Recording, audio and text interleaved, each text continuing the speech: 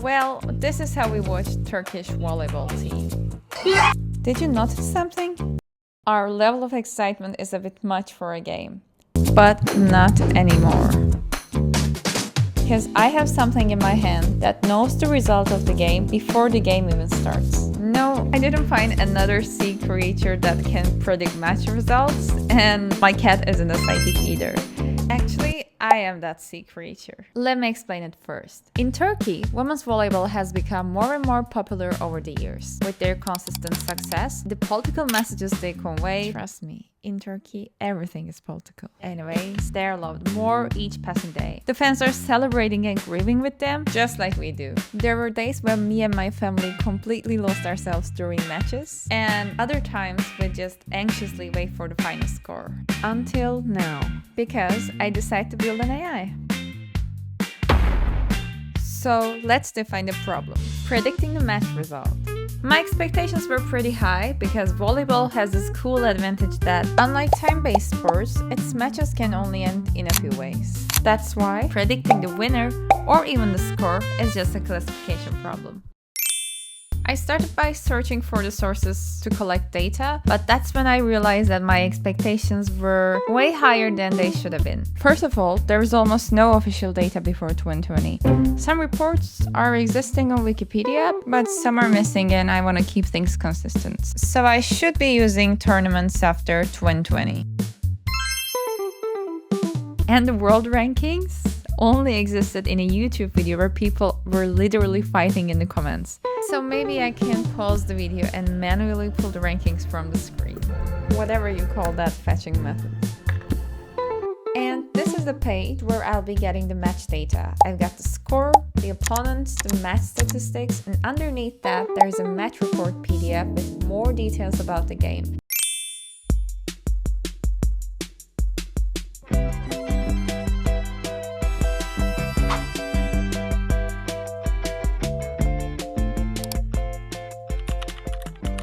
Now I have approximately 600 matches, which is quite good for this project, at least for now. We'll see. Now that the master table is ready, I can finally focus on the features. Before I do anything related to that, I need to call someone who's already good at guessing the score.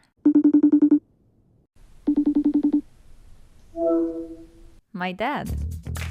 So I asked my dad how he decides which team is gonna win, and he mentioned some factors. One of them was the match type, because that can totally change how stressed the players are, and another factor he mentioned is the host team factor, such as playing at home often gives the players the moral advantage. And we discussed some more.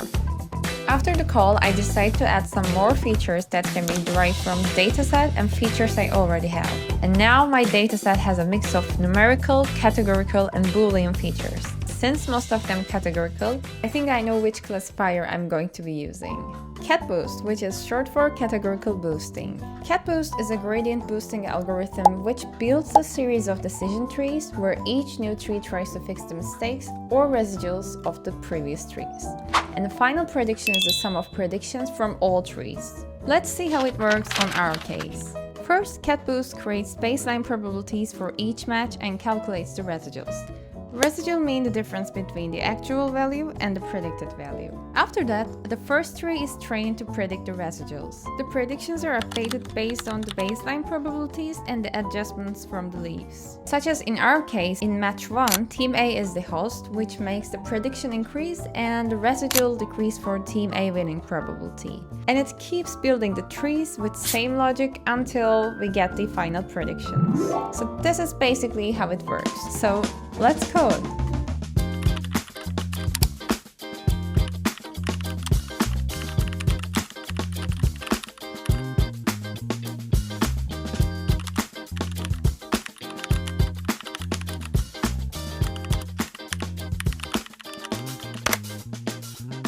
The model for predicting the winner did an amazing job. You're doing amazing, sweetie! Even though it's just a base model, it gets more than 4 out of 5 matches right.